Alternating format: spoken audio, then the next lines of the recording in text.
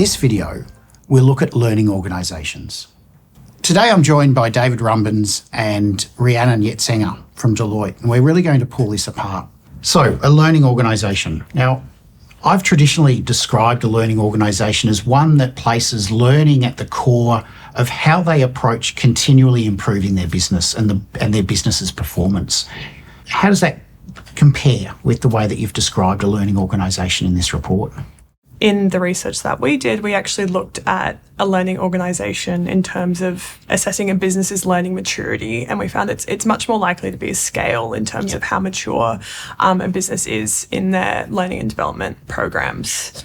So that was more the approach that we took in the research. You know, how successful a business is in terms of their learning and development programs is not just determined by the level of investment. You really have to take a broader view and take into account a number of different factors to really understand a business's learning maturity.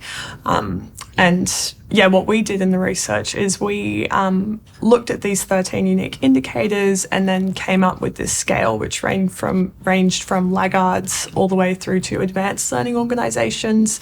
And we were able to determine, what the leading businesses were doing and how they differed from the broader business population in terms of learning and development.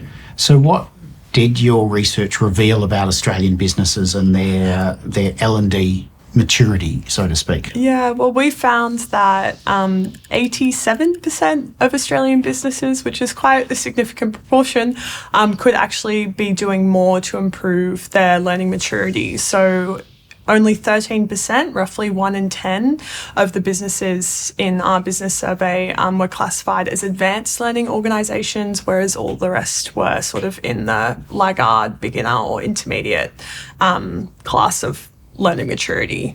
How did that compare to their own perception?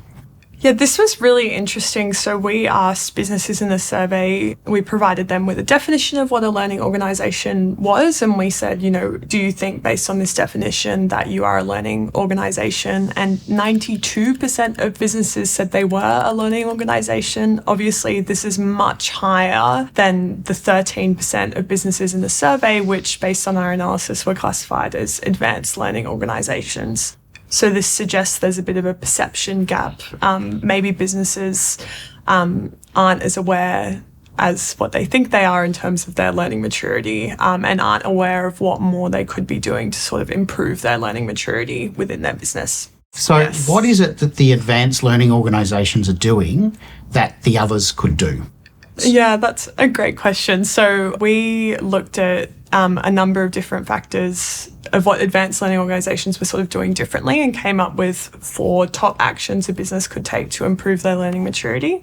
Number 1 was to have a dedicated organisational strategy on L&D and to make sure your training is actually targeting emerging and current skills gaps within the organisation. Number 2 was looking at your learning culture, so making sure the learning and development is actually valued within the business and that employees are being recognised and rewarded for the learning and development that they're undertaking. Number 3 was that employees were given adequate time to actually undertake the training and they had access to the resources and the support that they needed to do the training. And then the 4th one, and this is something that's a really interesting finding from the report, was just all about measurement. So measuring the return on investment in terms of L&D and actually understanding how effective the training has been that you've implemented. Previous research has told us that employees actually take learning and development as a sign that their employer is investing in them. And when we looked at the attrition rate, we compared it for laggard learning organisations and advanced learning organisations. We found that the attrition rate was almost twice as high, so 1.8 times as high in laggard learning organisations, which I think really speaks to that point of L&D having benefits for employee retention. Yeah.